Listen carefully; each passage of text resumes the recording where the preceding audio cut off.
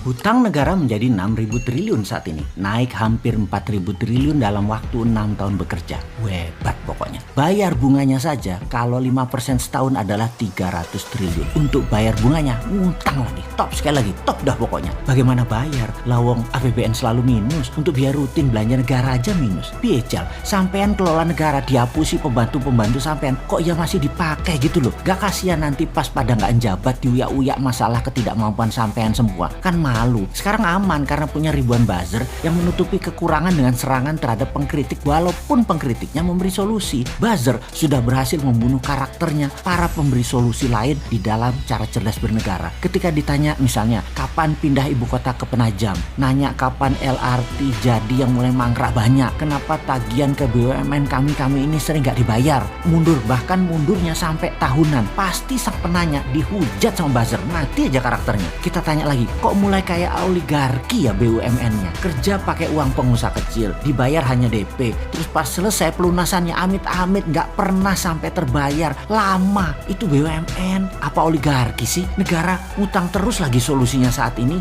di dalam APBN. Lalu supaya nggak ngutang, mulai ada wakaf tunai berbungkus syariah, dan yang jadi pengurus syariah adalah mereka yang dekat istana yang akan digadang jualan dirinya untuk bisa jadi presiden di 2024. Yang tujuannya adalah siapapun pejabat saat ini nantinya di tahun 2024 ketika nggak ngejabat, di mana temennya nanti yang menjabat, mendaratnya supaya mulus atau soft landing. Jadi ketika tidak menjabat nanti hidup mereka enak, supaya kegagalan masa lalu di cover sama pejabat nanti yang memang orangnya mereka juga. Jadi sudah harus didesain walaupun masih 4 tahun lagi siapa nanti calon pengganti mereka. Seru ya. Dan mulailah dengan menggunakan pencitraan wakaf tunai dan syariah dan pengurus-pengurus, yaitu lihat yang digadang saat ini adalah yang selalu dapat pekerjaan berlapis-lapis agar terlihat berprestasi dengan berbagai fasilitas. Dalam hal wakaf tunai, ekonomi syariah, nama Erik, Sri Mulyani, Puan dimainkan. Lalu nama pejabat seperti Erlangga dan beberapa pemain lain adalah mereka yang akan digadang-gadang di 2024. Ini semua dikaryakan. Ini bagi rakyat. Banyak yang tanya, mau kerja untuk rakyat atau promosi dirinya? Kalau Bosman Sontoloyo memang promosi, menjual konsep bernegara yang disebut Mardigunation dan konsep ekonomi yang bernama Mardigunomic, menantang siapapun di tahun 2024 yang akan jadi pemimpin bangsa ini. Yuk duel platform bernegara. Apa Bosman Sontoloyo mau jadi presiden?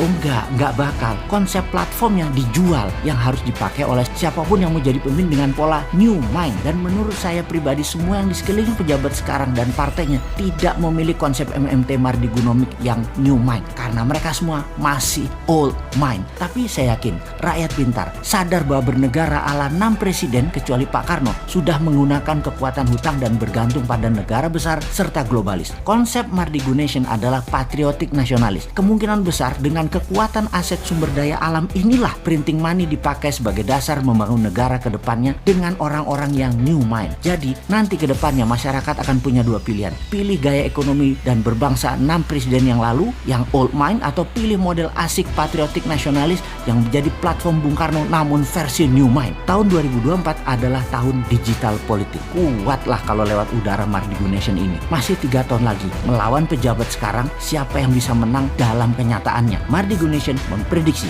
ekonomi syariah, wakaf tunai, BUMNisasi, SWF versi ngutang yang sekarang digarap tidak akan membuat ekonomi terbang, bahkan tidak akan membuat Indonesia menjadi berdaulat. Bukan pesimis, bukan ngeledek, tapi karena orangnya ya dia lagi, otaknya old mind dan grand plan-nya tidak membumi. Wah, salam dah.